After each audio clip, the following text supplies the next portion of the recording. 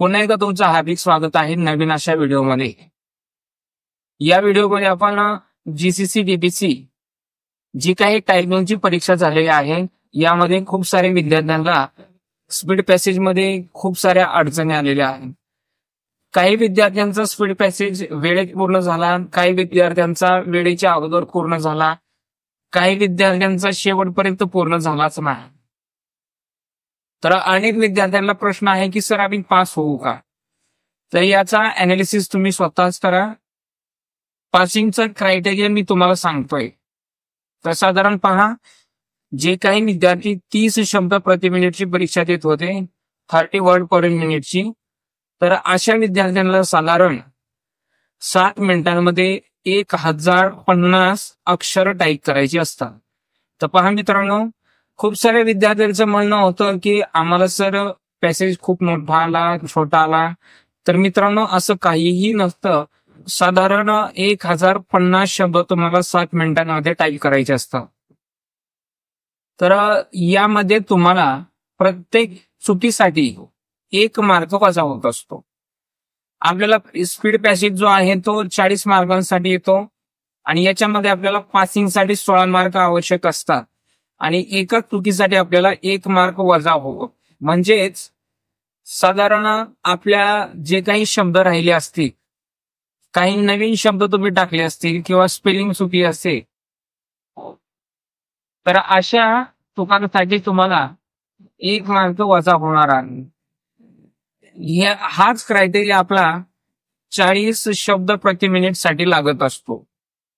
40 word per minute साठी same criteria लागतो। 40 मार्कांसाठी आपल्याला स्पीड पॅसेज येतो, पासिंगसाठी आपल्याला 16 मार्कांची आवश्यकता असते आणि चुकांसाठी आपल्याला 1 मार्क वजा होतो। तर पहा मित्रांनो, जे काही 40चे विद्यार्थी परीक्षा देतात त्यांना साधारण 1400 अक्षर हे टाईप करायचे असतात, 1400। तर या 1400 अक्षरांमधूनच आपलं स्पीड कळत असतं। तर आता एकाच चुकीसाठी तुमचा 1 मार्क जाणार आहे। तर खूप सारे विद्यार्थ्यांचं म्हणणं की आमचा स्पीड पॅसेज वेळेत पूर्ण झाला नाही।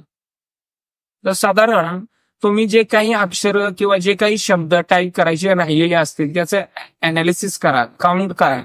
साधारण तुम्ही जे 2 वाक्य राहिले असतील, त्याच्या राहिलेल्या 2 वाक्यांमध्ये साधारण किती शब्द होते? जर 10 शब्द असतील तर तुमचे 10 मार्क वजा होतील। साधारण 2 लाईन राहिल्या असतील तर अंदाजे 20 मार्क। असं अनालिसिस करा। आपल्या पॅसेजमध्ये 24 पेक्षा जास्त चुका नको, तर रिझल्ट आपला हा फेल येईल।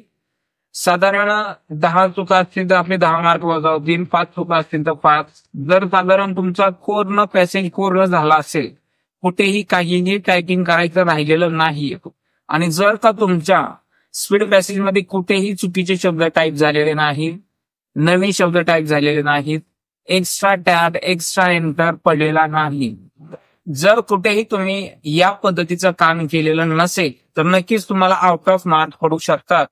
आणि जर का तुमची चुकांची जी काही संख्या आहे ती 24 पेक्षा जास्त असेल तर नक्कीच आपला रिझल्ट हा फेल येऊ शकतो। त्यामुळे विद्यार्थी मित्रांनो, कोणतीही काळजी करू नका। एकदा स्वतःचा अनालिसिस बघा। त्याच्यानंतर आपण ऑलरेडी स्पीड पॅसेज वरती आता व्हिडिओ बनवतोय।